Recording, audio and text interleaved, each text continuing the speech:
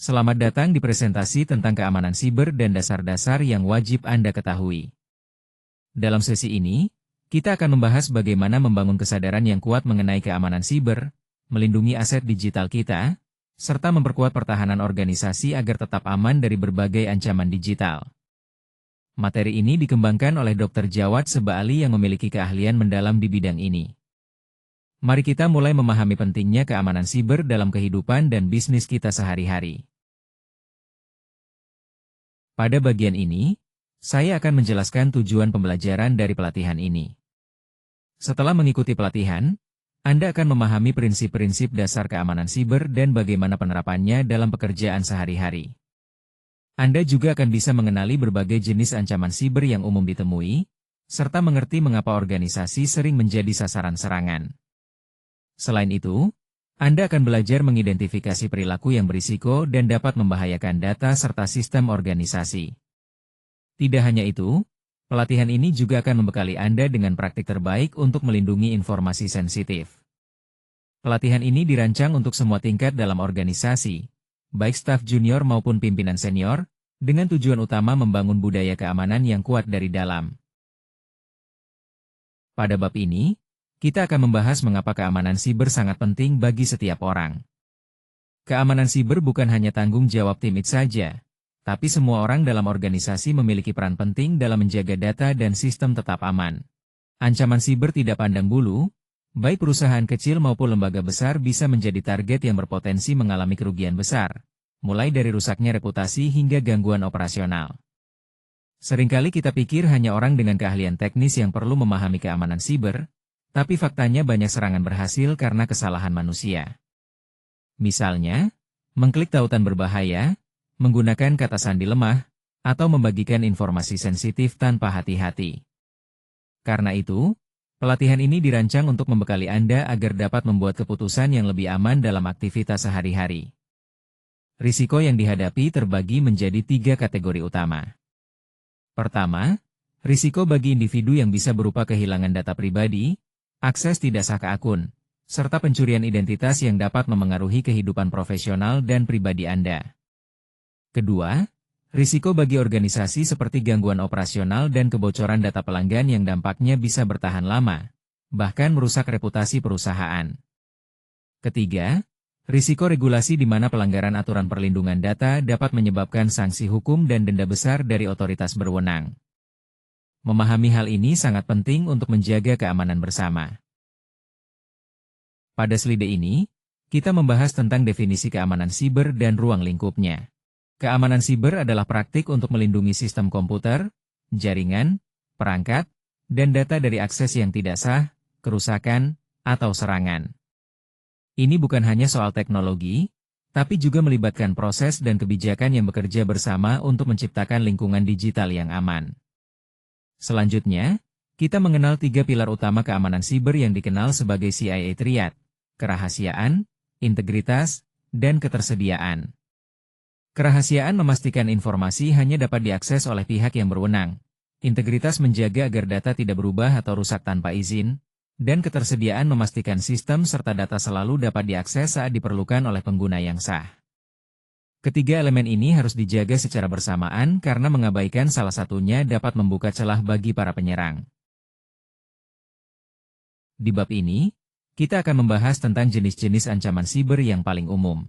Memahami jenis ancaman ini sangat penting sebagai langkah pertama untuk melindungi diri sendiri dan organisasi. Ancaman siber terus berkembang, namun sebagian besar serangan yang berhasil masih menggunakan teknik yang sudah dikenal. Pertama, ada phishing, yaitu upaya menipu seseorang agar memberikan informasi sensitif seperti kata sandi atau data kartu kredit dengan menyamar sebagai pihak terpercaya melalui email, pesan teks, atau telepon. Selanjutnya, malware. Ini adalah perangkat lunak berbahaya yang dirancang untuk merusak, menghapus, atau mencuri data dari sistem kita. Malware mencakup virus, trojan, spyware, dan jenis perangkat berbahaya lainnya. Kemudian ada ransomware, sebuah jenis malware yang mengenkripsi file pada perangkat korban dan menuntut pembayaran tebusan untuk mengembalikan akses. Serangan ransomware telah menghentikan operasional banyak rumah sakit, bank, dan lembaga pemerintah. Terakhir, rekayasa sosial, yakni teknik manipulasi psikologis yang digunakan untuk menipu orang agar melakukan tindakan tertentu atau mengungkapkan informasi rahasia. Teknik ini sering menggabungkan beberapa metode serangan sekaligus sehingga sangat berbahaya. Pada bab ini, kita akan membahas secara mendalam tentang bagaimana serangan phishing bekerja. Serangan phishing biasanya dimulai dengan email atau pesan yang tampak berasal dari sumber yang sah, seperti bank atau rekan kerja Anda. Pesan ini biasanya menciptakan rasa urgensi, misalnya menginformasikan bahwa akun Anda akan dinonaktifkan atau ada transaksi mencurigakan, sehingga membuat korban bertindak cepat tanpa berpikir panjang. Tautan di dalam pesan tersebut biasanya mengarahkan Anda ke situs palsu yang sangat mirip dengan situs asli, dan begitu Anda memasukkan informasi login, data tersebut langsung jatuh ke tangan penyerang. Selain email, teknik phishing juga berkembang menjadi pesan suara yang disebut phishing dan pesan teks yang dikenal sebagai smishing. Untuk melindungi diri, perhatikan tanda-tanda peringatan seperti alamat email pengirim yang tidak sesuai domain resmi, tata bahasa yang aneh atau kesalahan ejaan, permintaan mendesak data pribadi, tautan yang berbeda alamatnya saat di kursor, serta lampiran yang tidak diharapkan, terutama yang berisi file dengan ekstensi mencurigakan. Penting untuk diingat, jangan pernah langsung mengklik tautan atau membuka lampiran dari email yang tidak Anda harapkan, meskipun tampaknya dari orang yang Anda kenal. Selalu konfirmasi melalui saluran komunikasi lain sebelum mengambil tindakan. Ini adalah kunci untuk menghindari jebakan phishing. Pada slide ini, kita membahas tentang malware, yang sebenarnya lebih luas dari sekadar virus saja. Malware adalah perangkat lunak berbahaya yang dirancang untuk merugikan pengguna. Virus adalah salah satu jenis malware yang bekerja dengan menyisipkan diri ke dalam file lain dan menyebar ketika file tersebut dibuka. Namun, worm berbeda karena dapat menyebar sendiri melalui jaringan tanpa perlu interaksi pengguna, sehingga sangat berbahaya. Trojan, di sisi lain, menyamar sebagai program yang aman tetapi sebenarnya menjalankan fungsi berbahaya, seperti mencuri data pribadi. Selain itu, ada spyware yang memata-matai aktivitas pengguna secara diam-diam dan adware yang sering menampilkan iklan tidak diinginkan serta mengumpulkan data browsing. Terakhir, rootkit adalah jenis malware yang memberikan akses penuh kepada penyerang ke sistem tanpa terdeteksi dalam waktu lama. Memahami perbedaan ini sangat penting agar kita bisa mengenali dan melindungi diri dari berbagai ancaman yang ada. Pada bab 2 ini, kita membahas tentang ransomware, yang merupakan ancaman yang sangat melumpuhkan operasi bisnis dan organisasi. Ransomware bekerja dengan mengenkripsi semua file di perangkat atau jaringan korban, sehingga data tersebut tidak bisa diakses. Penyerang lalu menuntut pembayaran, biasanya memakai mata uang kripto, sebagai imbalan untuk mendapatkan kunci dekripsi. Ransomware biasanya masuk ke sistem melalui email phishing, dengan lampiran berbahaya atau tautan ke situs infeksi. Ketika pengguna mengkliknya, kode jahat akan diunduh dan mulai mengenkripsi file dalam hitungan jam. Selain itu, perangkat lunak yang tidak diperbarui juga menjadi celah keamanan yang dimanfaatkan penyerang. Jika Anda terkena ransomware, hal pertama yang harus dilakukan adalah memutuskan koneksi perangkat dari jaringan untuk menghentikan penyebarannya. Penting untuk diingat, jangan pernah membayar tebusan karena tidak ada jaminan kunci akan diberikan. Langkah selanjutnya adalah menghubungi tim keamanan TI dan segera melaporkan insiden. Pemulihan data terbaik adalah dari cadangan yang bersih, jadi memiliki cadangan data secara rutin dan terpisah sangatlah penting. Pada bab ini, kita membahas tentang rekayasa sosial, yaitu teknik serangan yang memanipulasi manusia, bukan teknologi langsung. Cara kerja serangan ini adalah dengan mengeksploitasi sisi psikologis kita, seperti kepercayaan, rasa ingin tahu, ketakutan, dan keinginan untuk membantu. Ada beberapa metode utama dalam rekayasa sosial. Pertama, pretexting, di mana penyerang menciptakan skenario palsu yang meyakinkan untuk mendapatkan informasi. Misalnya berpura-pura sebagai auditor untuk meminta akses sistem. Kedua, baiting, yaitu meninggalkan perangkat seperti USB berisi label menggoda yang membuat orang penasaran dan akhirnya menginfeksi komputer mereka. Metode selanjutnya adalah quid pro quo, di mana penyerang menawarkan sesuatu yang tampak bermanfaat seperti dukungan teknis gratis, sebagai imbalan informasi login. Terakhir, tailgating, yaitu penyerang mengikuti seseorang yang berwenang masuk ke area terbatas dengan memanfaatkan sopan santun, seperti menahan pintu. Penting bagi kita untuk mengenali dan waspada terhadap teknik-teknik ini agar tidak menjadi korban. Pada slide ini, kita membahas ancaman dari dalam organisasi atau yang dikenal sebagai insider threat. Ancaman ini berasal dari individu yang sudah memiliki akses resmi ke sistem dan data perusahaan, baik mereka sengaja maupun tidak sengaja membahayakan keamanan. Kita mulai dengan insider yang tidak disengaja.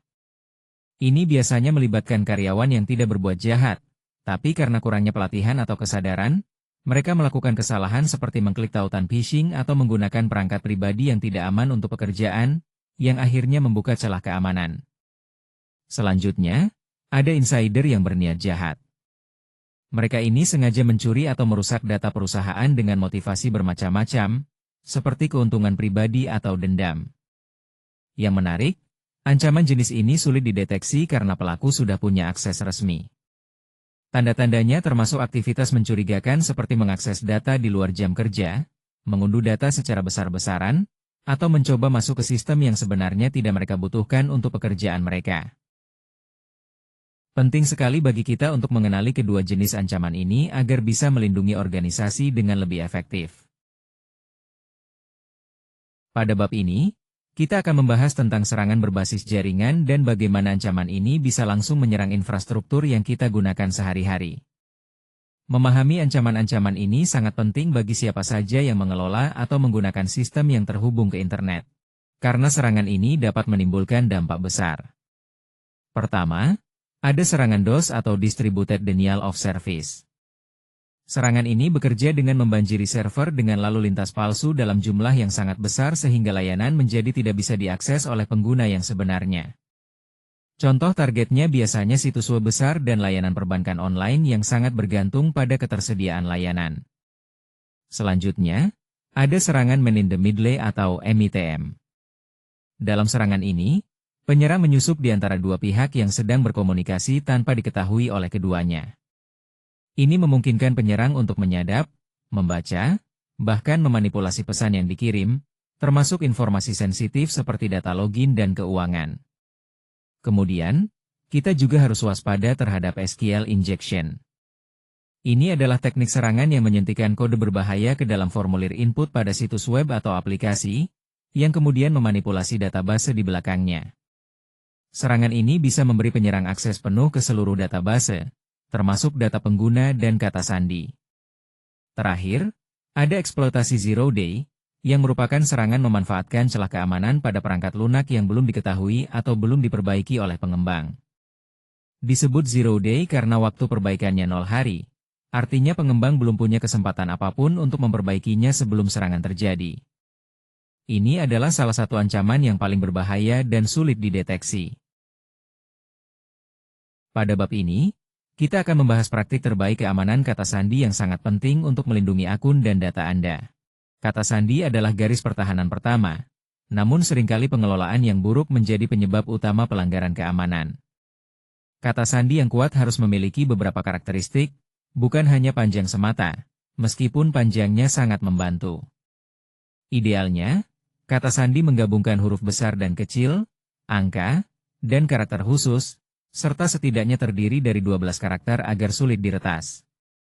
Hindari penggunaan informasi pribadi yang mudah ditebak seperti nama atau tanggal lahir, serta kata-kata umum yang mudah ditebak oleh serangan kamus. Dalam pengelolaan kata sandi, sangat penting untuk menggunakan kata sandi yang berbeda di setiap akun. Ini mencegah risiko serangan credential stuffing jika satu akun sampai diretas. Karena sulit mengingat banyak kata sandi yang kompleks, gunakan pengelola kata sandi yang terpercaya untuk menyimpan dan menghasilkan kata sandi secara otomatis, dengan hanya sebuah kata sandi utama yang perlu diingat. Terakhir, jangan lupa untuk mengaktifkan autentikasi 2 faktor atau 2FA di semua akun yang mendukungnya. Ini memberikan lapisan keamanan tambahan sehingga akun Anda tetap terlindungi bahkan jika kata sandi Anda diketahui oleh orang lain. Pada bab ini, kita akan membahas tentang autentikasi 2 faktor atau 2FA, yang menunjukkan mengapa satu lapisan keamanan saja tidak cukup. Autentikasi 2 faktor mengharuskan pengguna untuk melewati 2 atau lebih metode verifikasi berbeda sebelum mendapatkan akses, sehingga risiko akses tidak bisa diminimalisir secara signifikan, bahkan jika kata sandi telah dicuri. Prosesnya dimulai dengan memasukkan nama pengguna dan kata sandi, kemudian sistem akan meminta verifikasi tambahan, seperti memasukkan kode yang dikirimkan ke ponsel atau menggunakan verifikasi biometrik, seperti sidik jari atau wajah. Ada 3 jenis faktor autentikasi yang biasa digunakan. Sesuatu yang Anda ketahui seperti kata sandi, sesuatu yang Anda miliki seperti perangkat yang menerima kode, dan sesuatu yang merupakan bagian dari diri Anda, seperti biometrik. Dengan menggabungkan 2 dari faktor ini, keamanan akun Anda menjadi jauh lebih kuat, karena pencuri kata sandi saja tidak cukup untuk mengakses akun Anda. Pada bab ini, kita membahas tentang keamanan perangkat dan pembaruan sistem. Salah satu celah keamanan yang paling sering dimanfaatkan penyerang adalah perangkat yang tidak diperbarui. Setiap pembaruan perangkat lunak tidak hanya memberikan fitur baru, tetapi juga menutup celah-celah keamanan yang ditemukan sebelumnya. Namun, ketika pengembang merilis pembaruan, itu juga jadi sinyal bagi penyerang tentang kelemahan versi lama. Oleh karena itu, langkah pertama yang harus dilakukan adalah mengaktifkan pembaruan otomatis. Dengan ini, sistem operasi dan semua aplikasi akan terus diperbarui tanpa perlu Anda repot melakukan manual. Selanjutnya, penting juga untuk mengaktifkan enkripsi perangkat, terutama pada laptop dan perangkat mobile. Ini akan melindungi data Anda agar tidak dapat diakses jika perangkat sampai hilang atau dicuri. Jangan lupa juga untuk mengunci layar dengan PIN, kata sandi, atau autentikasi biometrik, serta atur perangkat untuk terkunci otomatis setelah beberapa menit tidak aktif. Terakhir, pastikan perangkat Anda dilindungi dengan perangkat lunak keamanan seperti antivirus dan firewall yang selalu diperbarui, dan ikuti kebijakan keamanan TI di tempat kerja untuk menjaga keamanan data secara optimal. Semua langkah ini sangat penting untuk menjaga perangkat dan data Anda tetap aman. Pada bab ini, kita akan membahas tentang keamanan jaringan dan penggunaan Wi-Fi, terutama risiko yang terdapat pada jaringan Wi-Fi publik. Jaringan Wi-Fi yang ada di tempat umum seperti kafe, bandara, atau hotel memang sangat praktis dan memudahkan kita untuk terhubung, tetapi juga memiliki risiko besar. Biasanya, koneksi di jaringan ini tidak terenkripsi, sehingga siapa saja yang tersambung ke jaringan yang sama bisa saja melihat atau menyadap data yang kita kirimkan. Para penyerang juga bisa membuat jaringan palsu dengan nama yang serupa agar kita terhubung tanpa sadar. Untuk itu, jika kita harus menggunakan Wi-Fi publik, sangat penting untuk menghindari aktivitas yang melibatkan data sensitif seperti mengakses akun perbankan, email kerja, atau sistem penting lainnya. Sebagai alternatif yang lebih aman, gunakan jaringan data seluler atau sambungkan perangkat melalui VPN. Berbicara tentang VPN, Virtual Private Network adalah teknologi yang menciptakan terowongan terenkripsi antara perangkat kita dan internet. Dengan VPN, data yang dikirim atau diterima tidak bisa dibaca oleh pihak yang mencoba menyadap di jaringan publik. Banyak perusahaan menyediakan VPN khusus untuk karyawan agar bisa bekerja dengan aman dari jarak jauh. Jadi, selalu aktifkan VPN yang disediakan perusahaan sebelum mengakses data kerja dari jaringan yang tidak terpercaya. Perlu diingat juga untuk tidak memakai layanan VPN gratis yang tidak jelas, karena beberapa layanan tersebut justru bisa mencatat dan menjual data aktivitas kita. Pada bab ini, kita membahas tentang perlindungan data dan pengelolaan informasi sensitif. Data merupakan aset paling berharga bagi organisasi, sehingga setiap karyawan yang mengakses atau mengelola data harus bertanggung jawab, bukan hanya tim TI. Pertama, kita harus memahami klasifikasi data. Tidak semua data sama tingkat sensitivitasnya. Ada kategori seperti publik, internal, rahasia, dan sangat rahasia. Dengan mengetahui klasifikasi ini, kita bisa menentukan siapa yang boleh mengakses dan bagaimana data tersebut dilindungi. Selanjutnya, prinsip hak akses minimum sangat penting. Setiap orang hanya diberi akses yang benar-benar diperlukan untuk pekerjaannya. Prinsip ini membantu membatasi risiko jika terjadi kebocoran atau penyalahgunaan informasi. Selain itu, pembuangan data yang aman juga krusial. Menghapus file secara biasa tidak cukup. Kita perlu memastikan data benar-benar hilang baik dengan penghancur dokumen untuk yang fisik, atau perangkat lunak penghapus data untuk media digital. Terakhir, enkripsi data saat transit dan saat disimpan adalah langkah keamanan penting. Dengan enkripsi, data sensitif tetap terlindungi walaupun dicuri, karena tanpa kunci yang benar, data tidak bisa dibaca. Semua ini menjadi fondasi utama untuk menjaga keamanan dan kerahasiaan informasi di organisasi kita. Pada bab ini, kita akan membahas tentang keamanan email di tempat kerja, dan mengapa email sering menjadi vektor serangan utama. Email masih menjadi salah satu cara paling efektif bagi penyerang untuk memasuki organisasi. Ini bukan karena teknologi email itu sendiri tidak aman, melainkan karena manusia cenderung terburu-buru saat membaca atau membalas pesan. Penyerang memanfaatkan kebiasaan ini dengan mengirim pesan yang terlihat mendesak dan sangat meyakinkan. Sebelum Anda mengklik tautan dalam email, selalu arahkan kursor untuk melihat URL sebenarnya. Jika URL itu tidak cocok dengan domain organisasi atau terlihat mencurigakan, jangan klik dan segera laporkan ke tim keamanan TI. Untuk menjaga keamanan, ada beberapa praktik yang harus diterapkan. Pertama, verifikasi identitas pengirim sebelum membalas email yang meminta informasi sensitif, bahkan jika tampaknya berasal dari atasan. Jangan pernah mengirim kata sandi, data keuangan, atau informasi pribadi melalui email biasa tanpa enkripsi. Selain itu, waspada terhadap email yang meminta Anda mengklik tautan dan masuk ke platform tertentu. Lebih aman membuka browser baru dan mengetik URL secara manual. Selalu periksa kembali alamat penerima sebelum mengirim email berisi data sensitif karena kesalahan kecil bisa sangat berbahaya. Terakhir, jika sistem Anda mendukung, gunakan enkripsi untuk komunikasi yang sangat sensitif agar data tetap terlindungi dengan baik. Dengan mengikuti praktik ini, kita bisa mengurangi risiko serangan melalui email di lingkungan kerja. Pada bab ini, kita membahas tentang keamanan perangkat mobile dan kerja jarak jauh. Pergeseran menuju kerja jarak jauh serta penggunaan perangkat mobile untuk keperluan kerja telah memperluas permukaan serangan yang harus dilindungi oleh organisasi. Saat bekerja dari luar kantor, tanggung jawab keamanan Anda semakin besar karena Anda tidak lagi berada di bawah perlindungan infrastruktur keamanan jaringan kantor. Selanjutnya, untuk perangkat pribadi yang digunakan untuk kerja atau BIOT, penting untuk memastikan perangkat tersebut memenuhi standar keamanan organisasi sebelum digunakan. Selalu lakukan pembaruan keamanan secara rutin dan hindari menginstal aplikasi dari sumber yang tidak resmi agar risiko terinfeksi malware bisa diminimalkan. Selain itu, keamanan fisik perangkat juga tidak kalah penting. Jangan pernah meninggalkan laptop atau ponsel tanpa pengawasan di tempat umum. Ketika bekerja di ruang publik seperti kafe, posisikan layar Anda agar tidak mudah terlihat oleh orang lain untuk mencegah hal yang disebut sebagai serangan shoulder surfing. Terakhir, jika perangkat kerja Anda hilang atau dicuri, segera laporkan ke tim TI organisasi. Banyak organisasi kini mempunyai kemampuan untuk menghapus data dari jarak jauh. Menunda pelaporan hanya memberi kesempatan pencuri mengakses data sensitif Anda.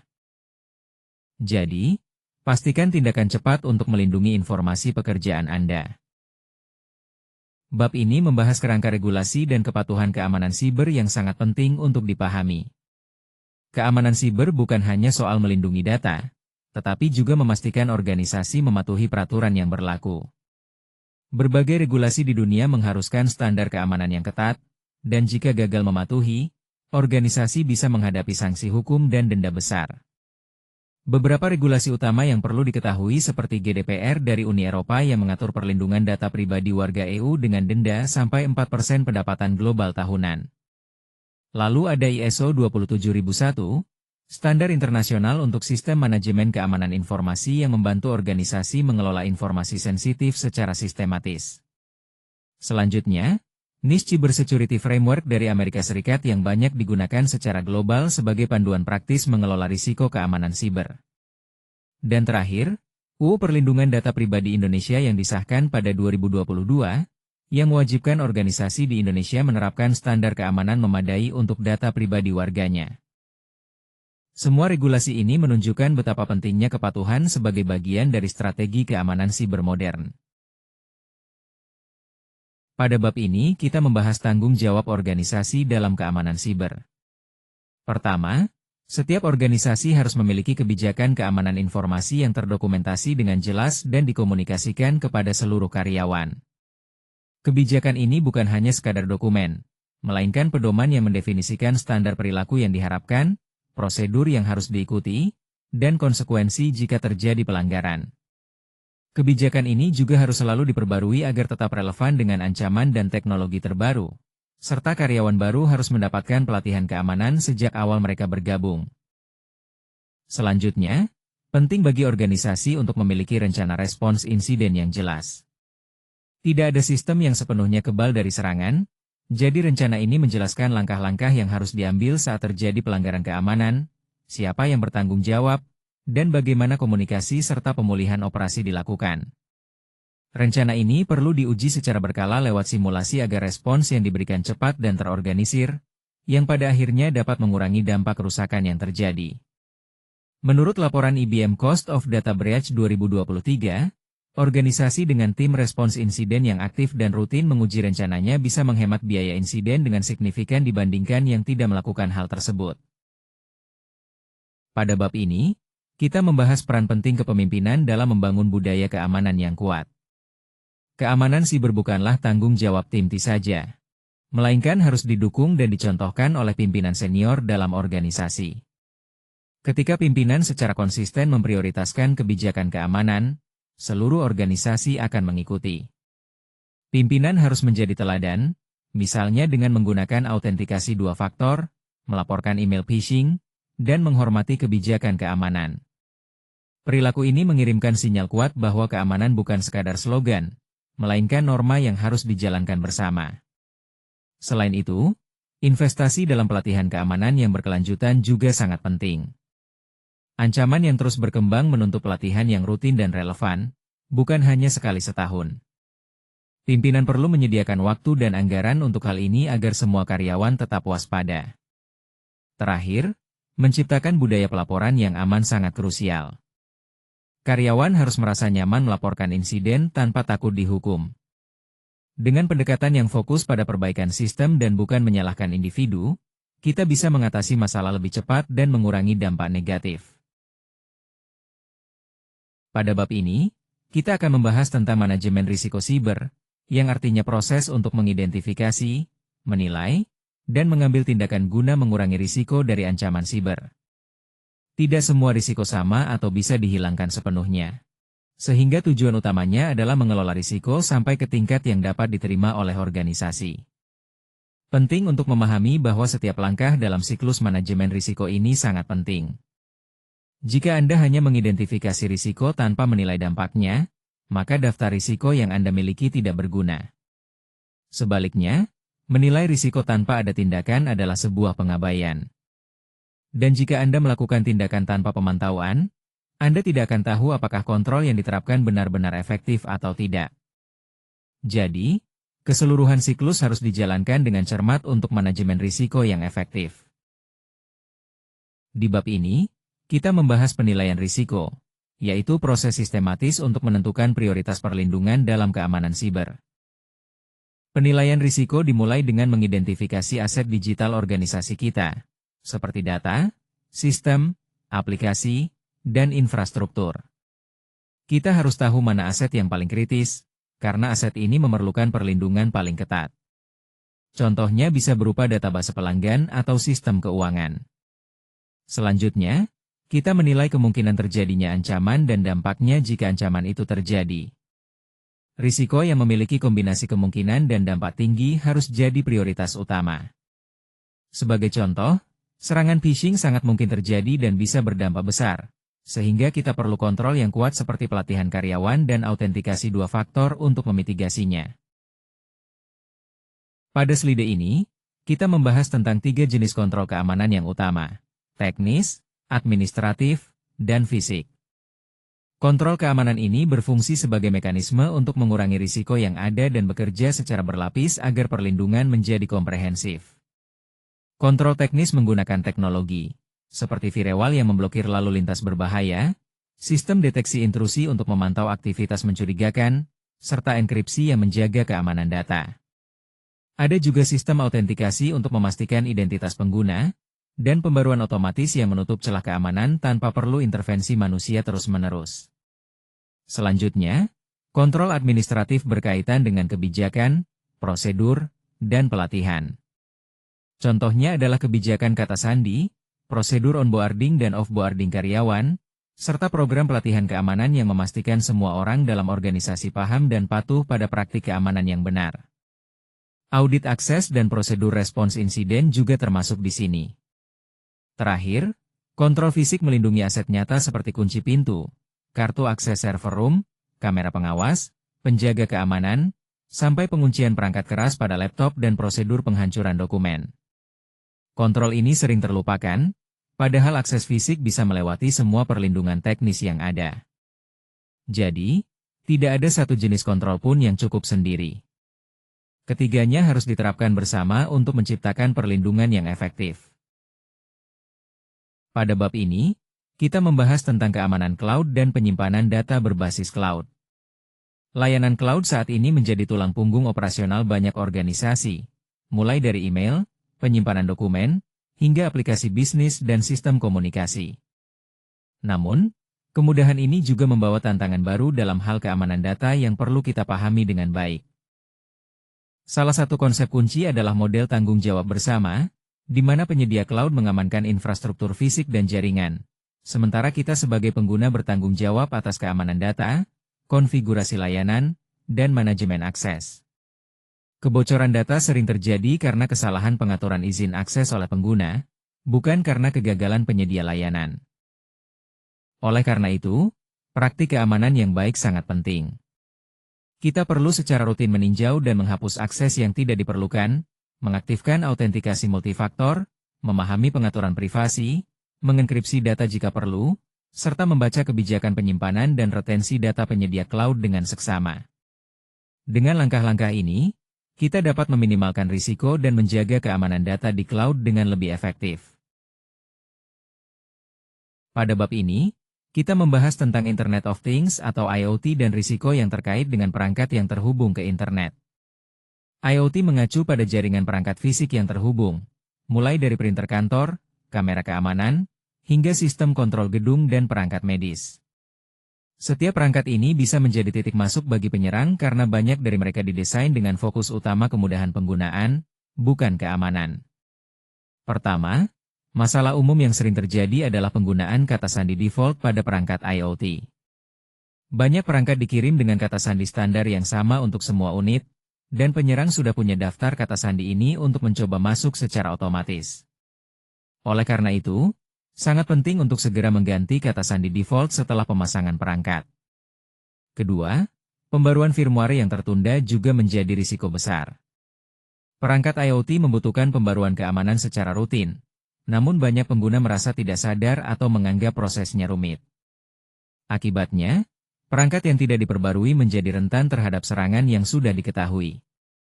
Terakhir, untuk mengurangi risiko, sangat disarankan untuk mengisolasi perangkat IoT pada segmen jaringan yang berbeda dari komputer kerja dan sistem bisnis utama. Cara ini membantu mencegah penyerang yang berhasil masuk melalui perangkat IoT mendapatkan akses langsung ke data bisnis yang sensitif. Dengan strategi ini, kita dapat memperkuat keamanan dari jaringan IoT secara keseluruhan. Pada Mei 2017, serangan ransomware global bernama WannaCry menyerang lebih dari 80 organisasi NHS di Inggris dengan memanfaatkan celah keamanan Windows yang disebut Eternal Blue.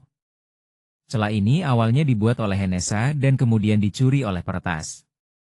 Komputer yang terinfeksi menampilkan pesan tuntutan pembayaran Bitcoin untuk membuka file yang terkunci. Akibatnya, sekitar 19.000 janji temu dibatalkan dan beberapa rumah sakit harus menolak pasien gawat darurat untuk sementara waktu. Dari kejadian ini, kita belajar beberapa hal penting. Microsoft sudah merilis pembaruan keamanan 2 bulan sebelum serangan, tapi banyak sistem NHS belum diperbarui. Hal ini menegaskan betapa krusialnya melakukan update keamanan secara tepat waktu. Selain itu, banyak sistem NHS masih menggunakan Windows XP yang sudah tidak didukung, yang tentu menjadi risiko besar. Kurangnya backup yang memadai juga memperlambat proses pemulihan, karena backup yang teratur dan tersimpan terpisah bisa mempercepat pemulihan operasi. Terakhir, respons yang efektif butuh koordinasi yang baik antara tim TI, manajemen, dan staf klinis yang mungkin belum terbiasa menghadapi insiden siber. Pada bab 8 ini, kita membahas tentang pemantauan keamanan dan deteksi ancaman. Walaupun langkah pencegahan sangat penting, itu saja tidak cukup.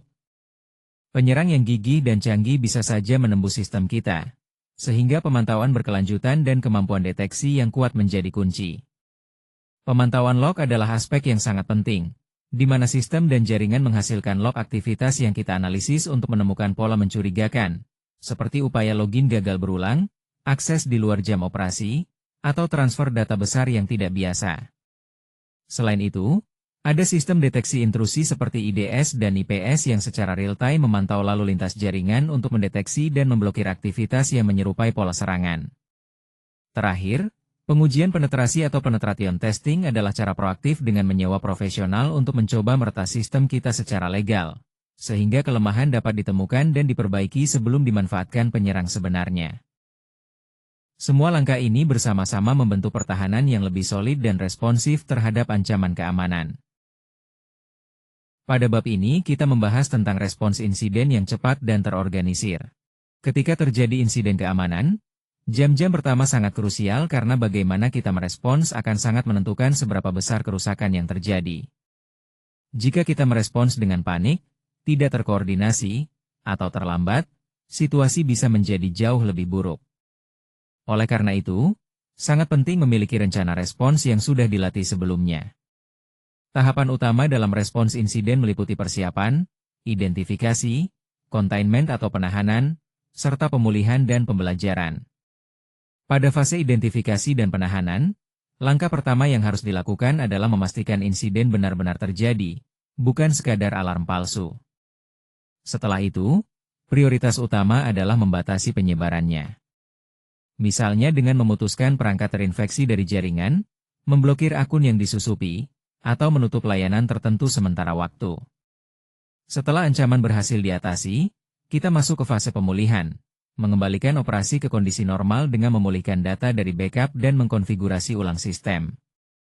Yang tak kalah penting adalah fase pembelajaran, yakni mendokumentasikan insiden tersebut, memahami penyebabnya, dan menentukan langkah agar insiden serupa tidak terulang di masa depan.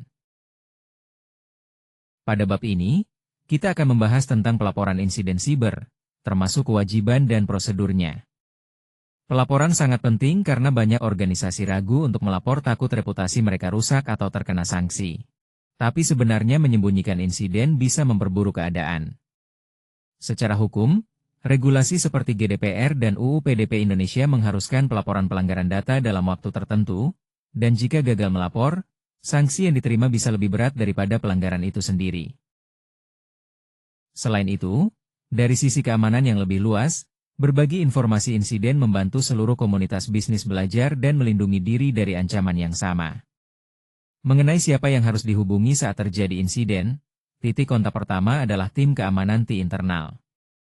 Jika insiden berdampak besar, harus segera dilaporkan ke manajemen senior agar pengambilan keputusan bisa cepat dilakukan. Tim hukum dan kepatuhan juga perlu dilibatkan untuk menilai kewajiban pelaporan dan mengelola risiko hukum. Di Indonesia, kita juga harus melaporkan insiden ke BSSN, badan resmi yang menerima laporan insiden siber.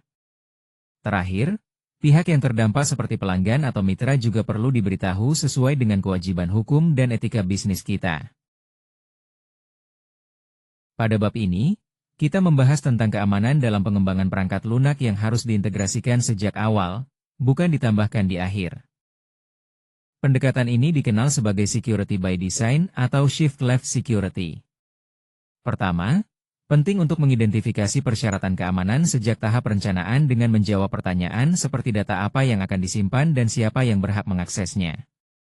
Kedua, lakukan tinjauan kode keamanan secara rutin menggunakan alat analisis kode statis untuk mendeteksi potensi celah seperti SQL injection dan cross-site scripting. Ketiga, aplikasi harus menjalani pengujian keamanan menyeluruh sebelum diluncurkan, termasuk pengujian penetrasi pada antarmuka dan API. Terakhir, manajemen dependensi juga krusial, karena aplikasi modern menggunakan banyak komponen pihak ketiga yang harus dipantau dan diperbarui secara berkala untuk menutup kerentanan. Pada bab ini, kita membahas tentang keamanan rantai pasokan digital. Serangan rantai pasokan terjadi ketika penyerang menyasar penyedia perangkat lunak atau layanan pihak ketiga yang dipercaya oleh target utama mereka. Jika mereka berhasil menyusupi pembaruan perangkat lunak yang sah, mereka bisa menyebarkan kode berbahaya ke ribuan bahkan jutaan pengguna sekaligus. Contoh paling terkenal adalah serangan SolarWinds pada tahun 2020. Penyerang menyisipkan kode jahat ke dalam pembaruan SolarWinds Orion yang diunduh oleh banyak pelanggan penting, termasuk lembaga pemerintah dan perusahaan besar. Akibatnya, para pelaku mendapatkan akses ke jaringan selama berbulan-bulan tanpa terdeteksi.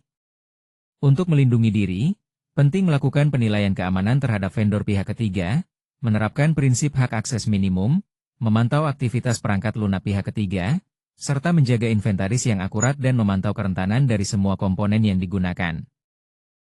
Dengan langkah-langkah ini, risiko serangan rantai pasokan dapat diminimalkan secara signifikan. Pada bab ini, kita akan membahas tentang keamanan siber berbasis kecerdasan buatan dan bagaimana AI membawa peluang sekaligus ancaman baru di bidang ini. AI dan pembelajaran mesin sekarang menjadi komponen kunci dalam melindungi sistem dari serangan, sekaligus digunakan oleh para penyerang untuk meningkatkan efektivitas serangan mereka.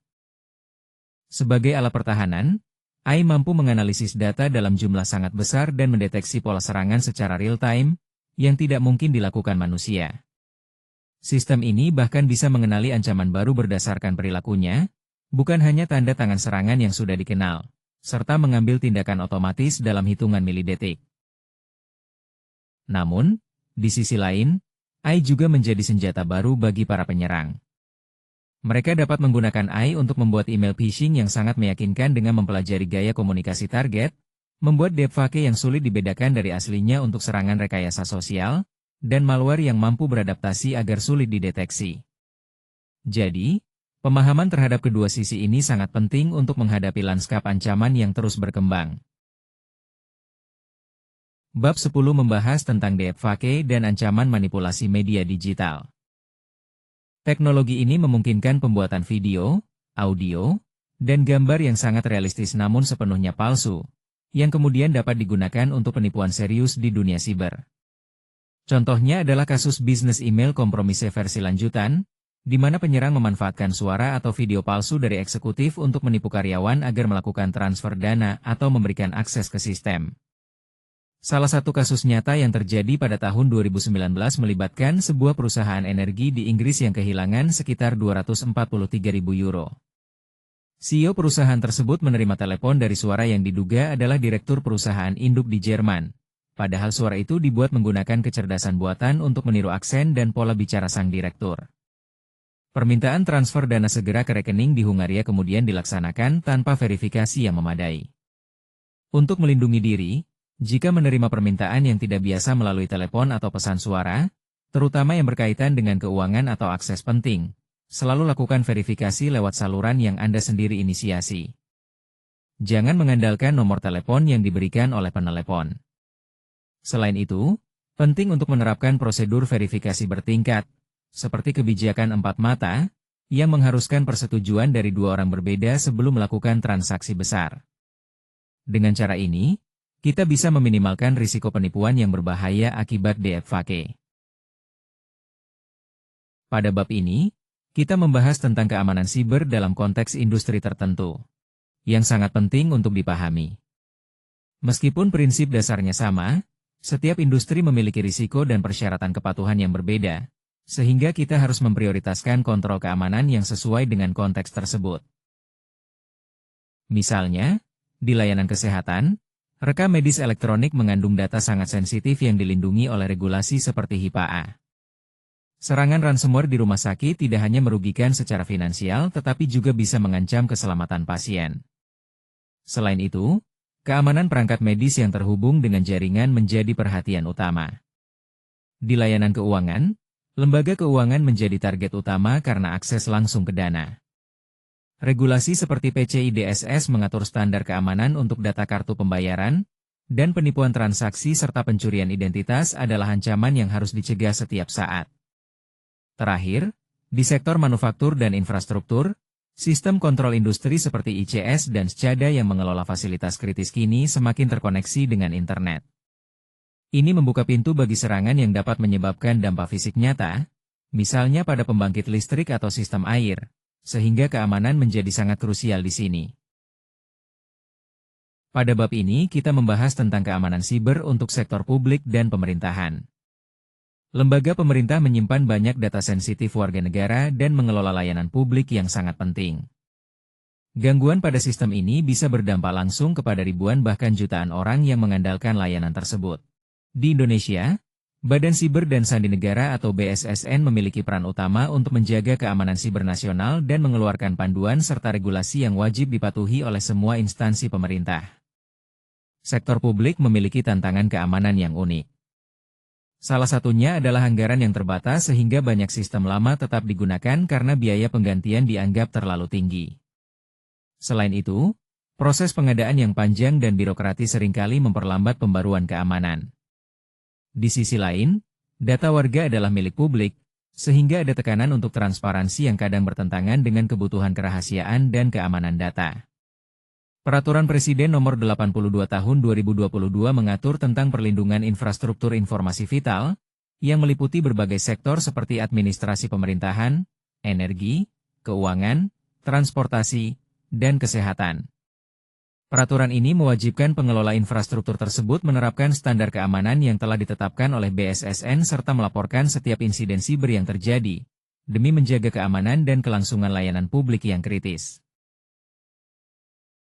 Di bab ini, kita membahas tentang membangun kesadaran keamanan sebagai budaya, bukan sekadar program.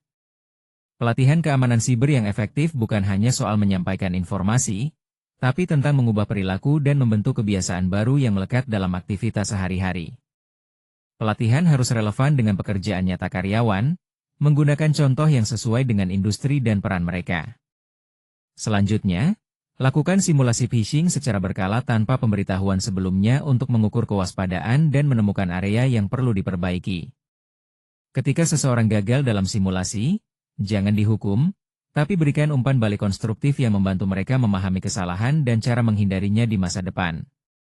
Terakhir, penting untuk mengukur keberhasilan program secara berkala dengan metrik seperti tingkat klik pada simulasi dan jumlah insiden yang dilaporkan, lalu gunakan data tersebut untuk terus meningkatkan program pelatihan.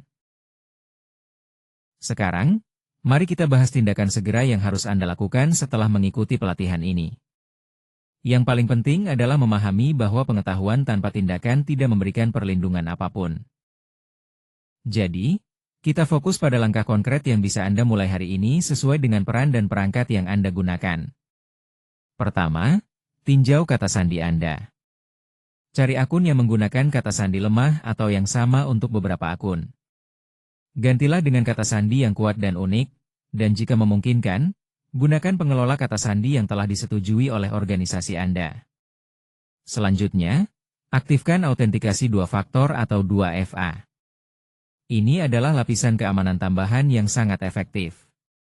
Pastikan semua akun penting, seperti email kerja, akun cloud, dan aplikasi bisnis menggunakan fitur ini. Kemudian, periksa pembaruan sistem pada perangkat Anda. Selalu pastikan sistem operasi dan aplikasi penting berjalan dengan versi terbaru. Terapkan pembaruan yang tertunda segera untuk menutup celah keamanan. Terakhir, verifikasi cadangan data Anda. Pastikan data penting telah dicadangkan dengan benar dan lakukan uji pemulihan untuk memastikan Anda benar-benar dapat mengembalikan data jika terjadi masalah. Dengan melakukan langkah-langkah ini, Anda telah mengambil langkah nyata untuk melindungi diri dan organisasi Anda secara efektif. Pada bab ini, kita membahas tentang komponen utama dari kebijakan keamanan siber yang efektif. Kebijakan ini bukan sekadar dokumen statis, melainkan dokumen hidup yang harus memberikan panduan yang jelas dan bisa langsung diterapkan oleh semua anggota organisasi. Penting juga untuk selalu mencantumkan tanggal pembaruan terakhir dan jadwal tinjauan berikutnya, karena kebijakan yang tidak diperbarui bisa menjadi usang dan malah membingungkan.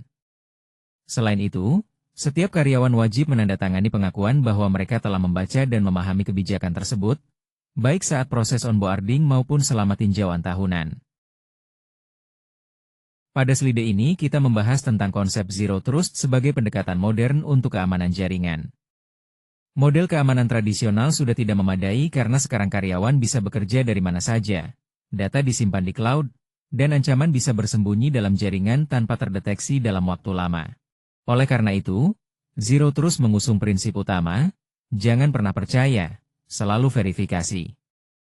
Artinya, tidak ada pengguna, perangkat, atau koneksi yang otomatis dipercaya, tanpa memandang lokasi atau status di dalam jaringan perusahaan. Semua permintaan akses harus melewati proses autentikasi, otorisasi, dan verifikasi secara ketat. Zero Trust memiliki 3 prinsip utama yang perlu dipahami. Pertama, verifikasi secara eksplisit, yang berarti autentikasi dan otorisasi harus dilakukan berdasarkan semua titik data yang tersedia seperti identitas, lokasi, perangkat, layanan, dan data. Kedua, menerapkan hak akses minimum, membatasi akses pengguna hanya pada hak dan waktu yang diperlukan, sehingga data dan produktivitas bisa dilindungi lebih baik. Ketiga, mengasumsikan adanya pelanggaran keamanan, dengan cara meminimalkan luas dampak serangan, segmentasi akses, mengenkripsi komunikasi dari ujung ke ujung, dan menggunakan analitik untuk meningkatkan visibilitas. Meskipun organisasi Anda mungkin belum mengadopsi penuh arsitektur Zero Trust, prinsip-prinsipnya sangat relevan dalam pengambilan keputusan sehari-hari. Selalu waspada terhadap permintaan akses yang tidak biasa, bahkan jika berasal dari kolega yang dikenal. Jangan pernah memberikan lebih dari hak akses yang dibutuhkan untuk tugas tertentu, dan anggap jaringan yang tidak Anda kelola sendiri, seperti jaringan rumah atau publik, sebagai potensi risiko keamanan yang perlu diwaspadai. Dengan begitu, keamanan jaringan akan lebih terjaga secara menyeluruh dan adaptif terhadap tantangan era digital saat ini. Pada bab ini, kita membahas hubungan yang tidak terpisahkan antara keamanan siber dan privasi. Keamanan siber bertujuan melindungi sistem dan data dari akses yang tidak sah, sedangkan privasi fokus pada hak individu untuk mengontrol bagaimana informasi pribadi mereka digunakan. Penting untuk dipahami bahwa pelanggaran keamanan hampir selalu berdampak pada privasi, namun tidak semua isu privasi disebabkan oleh pelanggaran keamanan.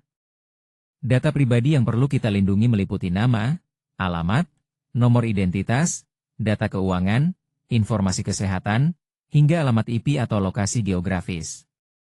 Saat mengelola data ini, Anda memiliki tanggung jawab hukum dan etis untuk menjaganya sesuai standar yang berlaku. Salah satu prinsip penting adalah minimisasi data, yaitu hanya mengumpulkan data yang benar-benar diperlukan untuk tujuan spesifik. Menyimpan data berlebih hanya menambah risiko dan beban kewajiban. Jadi, jika data tidak diperlukan, jangan dikumpulkan, dan jika sudah tidak diperlukan lagi, harus dihapus dengan aman. Transparansi juga menjadi kunci, dengan memastikan individu yang datanya Anda kumpulkan mengetahui apa yang dikumpulkan, bagaimana data tersebut digunakan, dan dengan siapa dibagikan. Ini bukan hanya kewajiban hukum, tetapi juga membangun kepercayaan pelanggan. Terakhir, kita harus menghormati hak subjek data yang diatur oleh UU PDP Indonesia dan regulasi lain di dunia. Individu berhak mengakses data mereka, meminta koreksi, penghapusan, dan menolak pemrosesan dalam kondisi tertentu. Oleh karena itu, organisasi wajib memiliki prosedur yang jelas untuk menangani permintaan ini. Pada slide ini, kita membahas kematangan keamanan siber organisasi Anda. Kematangan ini mengukur seberapa baik sebuah organisasi dalam mengidentifikasi, melindungi, mendeteksi, merespons, dan memulihkan diri dari ancaman siber. Memahami posisi saat ini sangat penting untuk memprioritaskan investasi dan menentukan langkah-langkah yang paling berdampak. Kita mulai dari tingkat 1, yaitu awal, di mana keamanan masih bersifat reaktif dan tidak terstruktur. Tindakan biasanya dilakukan setelah insiden terjadi, dan belum ada kebijakan formal maupun program pelatihan. Kemudian pada tingkat 2, berkembang, mulai ada kebijakan dasar meskipun penerapannya belum konsisten. Beberapa pelatihan sudah tersedia dan insiden mulai didokumentasikan. Selanjutnya, pada tingkat 3, terstandarisasi, kebijakan dan prosedur sudah diterapkan secara konsisten di seluruh organisasi. Program pelatihan berjalan secara reguler, dan pemantauan serta pengujian dilakukan secara rutin. Terakhir, tingkat 4 adalah terkelola dan dioptimalkan, di mana keamanan tidak hanya diukur dan dianalisis, tetapi juga terus disempurnakan. Organisasi secara proaktif mengidentifikasi dan mengatasi risiko, sementara program kesadaran keamanan siber sudah menjadi bagian dari budaya kerja sehari-hari. Dengan memahami dan meningkatkan kematangan ini, organisasi bisa lebih siap menghadapi berbagai ancaman siber yang terus berkembang. Pada bab ini, kita membahas tren ancaman siber yang perlu diwaspadai. Pertama, serangan berbasis AI makin canggih, di mana AI digunakan untuk mengotomatiskan dan meningkatkan phishing, malware adaptif, dan rekayasa sosial yang sangat dipersonalisasi. Email phishing yang dibuat AI pun jadi lebih sulit dibedakan dari email asli. Kedua, serangan pada infrastruktur kritis seperti jaringan listrik dan sistem kontrol industri semakin menjadi ancaman besar, karena keterhubungan dengan internet makin meningkat. Ketiga, ancaman dari komputasi kuantum mulai nyata, karena teknologi ini bisa memecahkan enkripsi yang selama ini kita anggap aman, sehingga penting bagi organisasi yang punya data sensitif untuk mulai berpikir tentang enkripsi tahan kuantum. Terakhir, serangan pada ekosistem mobile juga terus bertambah, mengingat bisnis semakin banyak beralih ke perangkat mobile. Serangan ini termasuk aplikasi berbahaya yang menyamar sebagai aplikasi asli, jadi kita harus sangat waspada terhadap hal ini. Pada bab ini, kita akan membahas tentang keamanan fisik sebagai bagian yang sangat penting dari keamanan siber. Seringkali, keamanan fisik dan keamanan siber dianggap sebagai dua hal yang terpisah, tetapi sebenarnya keduanya sangat bergantung satu sama lain. Jika seseorang berhasil mendapatkan akses fisik ke perangkat Anda, mereka bisa melewati hampir semua perlindungan siber yang Anda miliki. Jadi, mengabaikan keamanan fisik bisa membuka celah yang tidak bisa ditutup hanya dengan teknologi digital. Selanjutnya, mari kita bahas tentang keamanan ruang server dan infrastruktur. Server dan perangkat jaringan harus dijaga di ruang khusus yang terkunci dan aksesnya sangat terbatas, hanya untuk personel yang benar-benar membutuhkan. Daftar akses ini harus diperbarui secara berkala, apalagi jika ada personel yang keluar dari perannya. Pengawasan ketat dengan kamera dan log elektronik sangat penting untuk mendeteksi aktivitas mencurigakan. Untuk perangkat yang sering dibawa keluar seperti laptop atau ponsel, penting untuk menggunakan pelindung privasi layar, tas yang tidak mencolok, dan memiliki aturan jelas mengenai apa yang boleh dibawa keluar serta kondisi penggunaannya. Terakhir, kita punya kebijakan meja bersih dan layar bersih. Kebijakan meja bersih mendorong karyawan untuk tidak meninggalkan dokumen atau perangkat yang berisi informasi sensitif di meja kerja saat mereka tidak ada. Ini penting terutama di lingkungan yang bisa diakses oleh tamu atau orang luar. Sedangkan kebijakan layar bersih meminta karyawan untuk selalu mengunci komputernya jika meninggalkan meja, walaupun hanya sebentar, agar informasi di layar tidak mudah diakses oleh orang yang tidak berwenang. Kebiasaan sederhana ini sangat efektif untuk menjaga keamanan data di lingkungan kerja. Pada bab ini, kita membahas tentang strategi cadangan data 321 yang terbukti sangat efektif sebagai perlindungan utama terhadap ancaman siber seperti ransomware.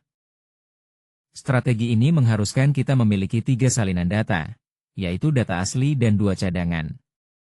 2 cadangan disimpan pada 2 media yang berbeda, contohnya hard drive internal dan NAS. Selain itu, 1 salinan harus disimpan di lokasi fisik yang berbeda, misalnya di cloud atau penyimpanan off-site, untuk mengantisipasi kejadian seperti kebakaran atau banjir yang bisa menghancurkan semua salinan di satu tempat. Yang tidak kalah penting, memiliki cadangan saja tidak cukup. Kita harus rutin menguji pemulihan data, misalnya setiap kuartal, agar memastikan data benar-benar bisa dipulihkan dengan baik jika diperlukan. Pengujian ini juga membantu meningkatkan prosedur pemulihan sehingga keamanan data kita semakin terjamin. Bab ini membahas sumber daya penting untuk pembelajaran keamanan siber yang berkelanjutan. Keamanan siber adalah bidang yang sangat dinamis dan terus berkembang, sehingga penting untuk selalu memperbarui pengetahuan Anda agar tetap siap menghadapi ancaman baru. Pertama, sumber informasi nasional bisa ditemukan di Badan Siber dan Sandi Negara atau BSSN yang secara rutin menerbitkan laporan ancaman, panduan, dan peringatan keamanan yang relevan khususnya untuk situasi di Indonesia. Selanjutnya, terdapat standar dan panduan internasional seperti yang disediakan oleh NIST, yang memiliki banyak kerangka kerja dan publikasi gratis, serta ISO yang menawarkan standar keamanan informasi yang diakui secara global. Terakhir, untuk yang serius ingin berkarir di bidang ini, sertifikasi profesional seperti CompTIA Security, CISP, dan CEH sangat penting karena memberikan validasi keahlian yang dihargai secara internasional dan dapat membuka banyak peluang di dunia keamanan siber. Sebagai ringkasan dari pelatihan keamanan siber ini, ada beberapa poin penting yang perlu kita ingat bersama. Pertama, keamanan siber adalah tanggung jawab semua orang, di organisasi, bukan hanya tim IT saja. Setiap keputusan dalam menggunakan perangkat dan data punya dampak besar pada keamanan kita.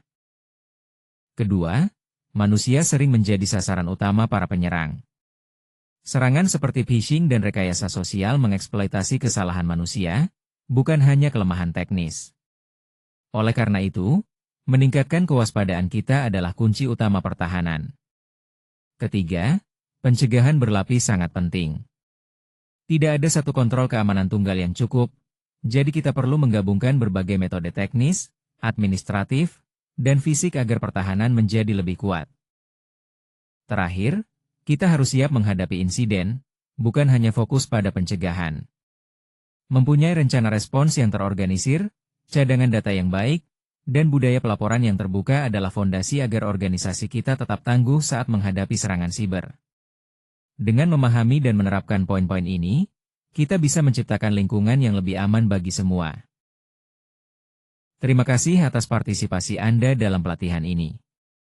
Kami sangat menghargai waktu yang telah Anda luangkan untuk mempelajari dasar-dasar keamanan siber yang penting dan relevan bagi pekerjaan sehari-hari Anda.